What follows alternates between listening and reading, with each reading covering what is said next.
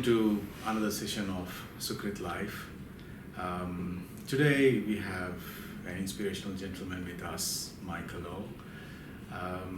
Michael can't summarize in short words how passionate he is about serving community, serving humanity.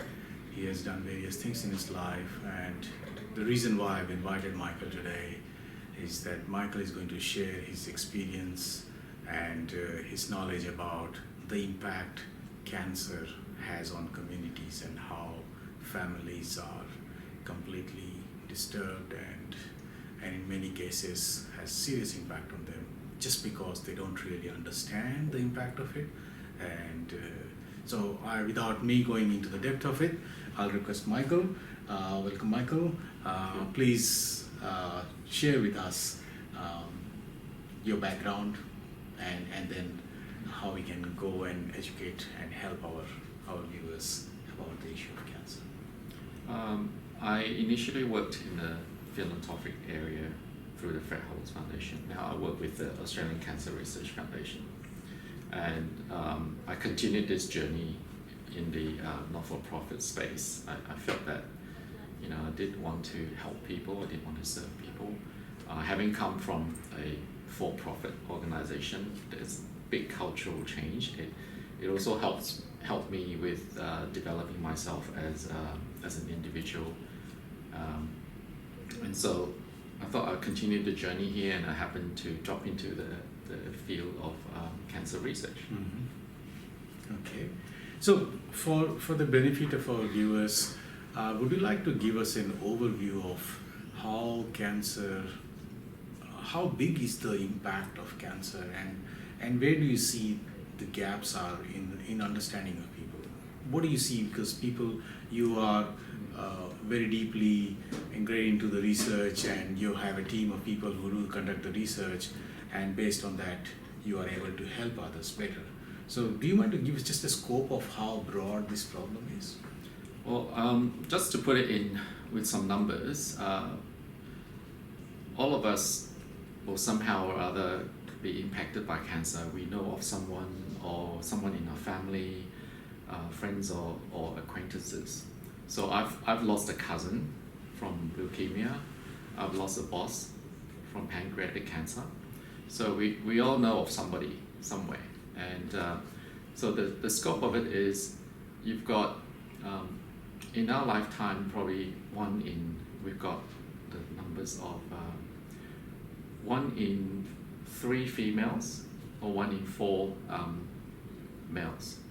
Wow. In their lifetime that will be diagnosed of getting cancer. So the disease is widespread, and I'm in a capacity here, not as a researcher or a medical person, but from a lay person who's experienced this through the work I'm doing at the moment. So and globally, it's costing billions of dollars because of people getting care, getting the impact on the financially on their family and so on. So it is a worldwide issue and not just an Australian issue. Yeah, that's right. It's a very serious issue which is impacting so many people, and quite often we realize that by the time they reach the medical professionals to seek help, it's quite late, and they are unable to actually support them or to help them to get rid of this cancer. So from your experience of dealing with so many people who come to reach out to you, what are the types of things or you hear from them? What are the types of things, and at what stage do they approach you, and what type of questions they're asking you? Generally, people approach our organization and the people I speak to, they're at the stage where they're seeking answers, they're seeking to understand what's happening and what's going to happen, and then they seek to do something to help. So they may have lost a loved one, they may have a friend or someone who's continuing to battle the disease, and so they're thinking, okay, I can't just sit here and do nothing, what can I do? And usually they can either attend events and do running, for example, raise money, just make straight donations. And I work with a lot of people who leave gift in the wills, and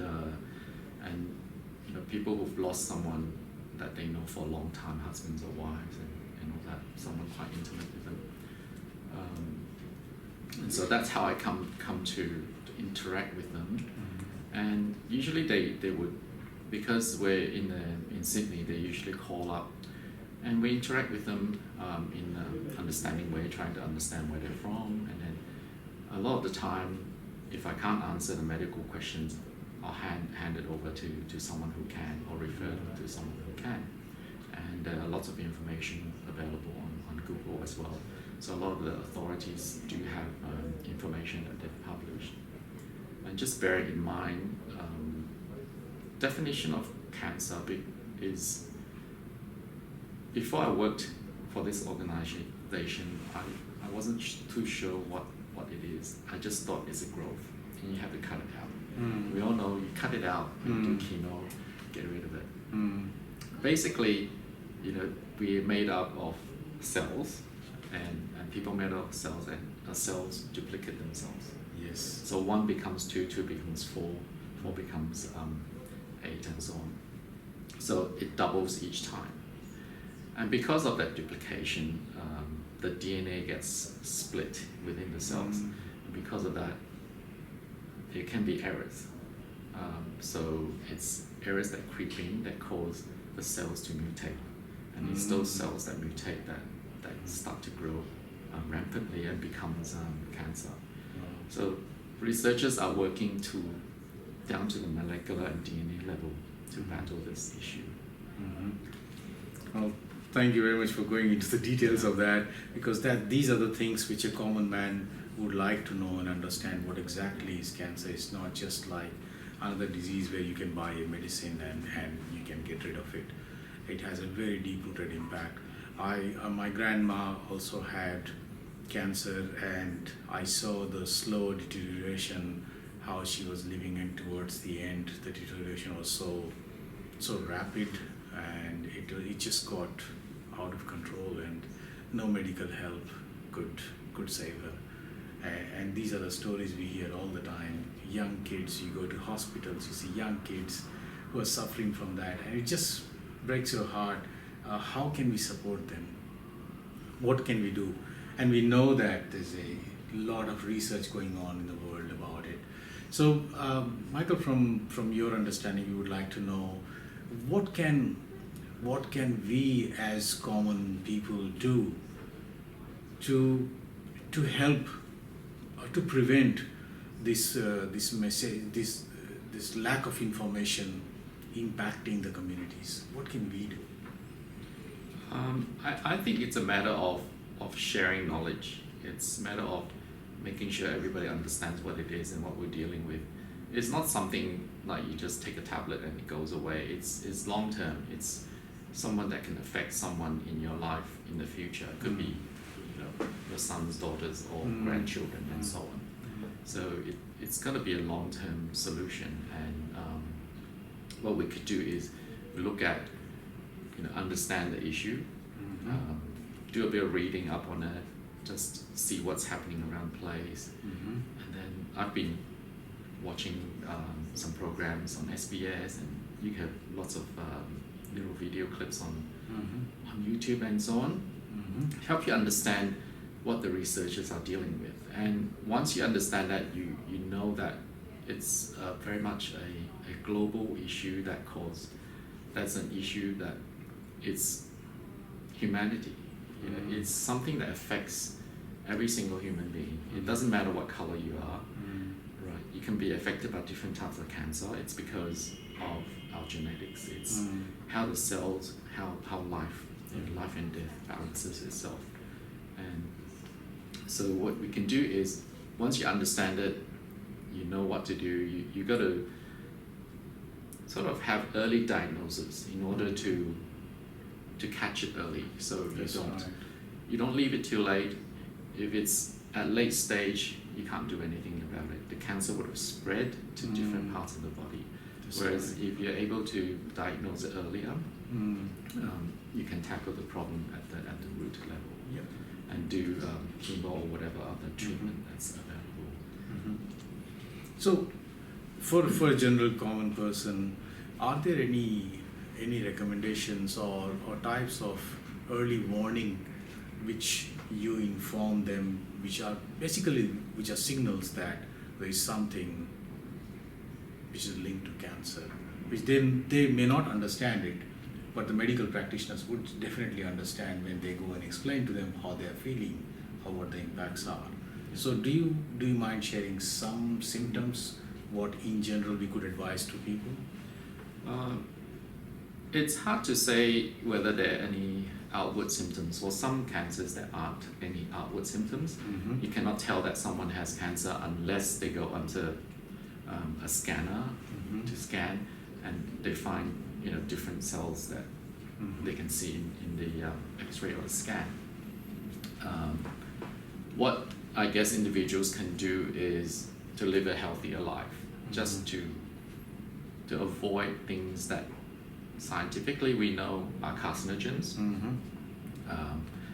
Perhaps not smoke, because lung cancer is one of the killers. That's right. Avoid that. There's certain things that we know are carcinogens. I can't name any chemicals at this time, but we know that healthier lifestyle, exercise, and they've also proven a link between obesity and cancer. So they say that obese people tend to get cancer easier. It could be to do with how our body's not designed to have that extra weight, and the body reacts in a certain way. That's right. And lifestyle changes, what you put in your mouth. You try to have less processed foods, more fresh fruits and vegetables, as what the health profession have been telling us all this time. But having said that, these are all changes that we can do easily. Each person needs to take on board their responsibility. We are all responsible for it. We can't just say, blame this cancer because of my hereditary. It could be because your genetics is slightly predisposed. If your mother has breast cancer, the daughter may have breast cancer, but it doesn't have to be so. Yeah, that's right. It's also because of different factors, lifestyle factors and environmental factors.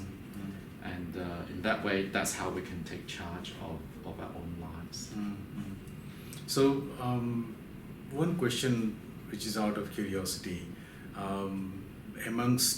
what are the general types of common types of cancer you notice in male and female? Is there anything which you see as a distinguishable pattern in there? We know in Australia, melanoma is a big killer as well. That's across both genders. But when you talk about gender specific, the one we know about, obviously prostate gland in males and the breast cancer in females. But having said that, men also get breast cancer.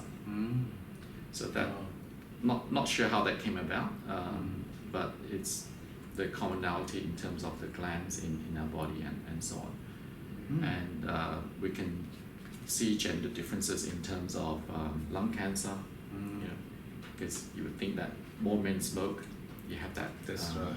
Have that link there.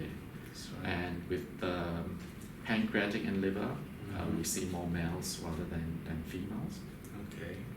And over the last 3 decades or so, survivability rates have increased, have become better. So we've got people who are able to survive cancer past 5 years after they've been diagnosed. They've gone into remission. Some of them permanently until they die of old age, and some, they're still battling. It comes back in the battle. So, in terms of gender, there isn't too much difference in whether the male will get this or that, except the male would have the prostate issue. Yep. It's to do also with, as I mentioned earlier, lifestyle. Yes, that's right. Okay.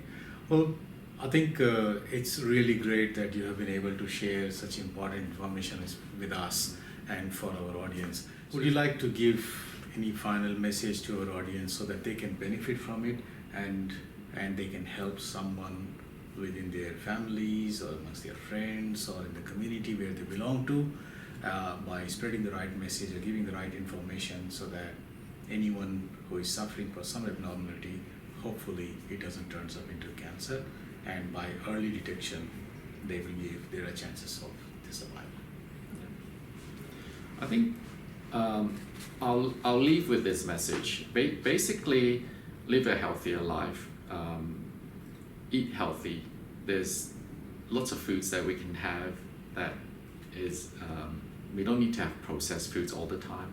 You can indulge in some things, but everything in moderation. If you live a healthier life, exercise more, and what you can support people with who are suffering from cancer by, if you're close to them, giving them moral support or perhaps financial gift of your time, and because it's a global issue that affects humanity itself, it's not something that will go away next month or next year. It's something that's longer term. It's our general makeup of cells. We're made up of cells, and so we have to look after ourselves. And early diagnosis, make sure you know about your body, how it affects you, what food you eat will affect you in certain ways. And I think inspire others to help people with cancer, whether you give a donation, support a charity by doing an event, fundraising, or just asking around how you can help. I think that's the biggest thing. We're all in it together. If it's not for you right now, it's for your children or for your grandchildren or for future generations. Thank you very much, Michael, for coming today and giving us this great message. Thank you.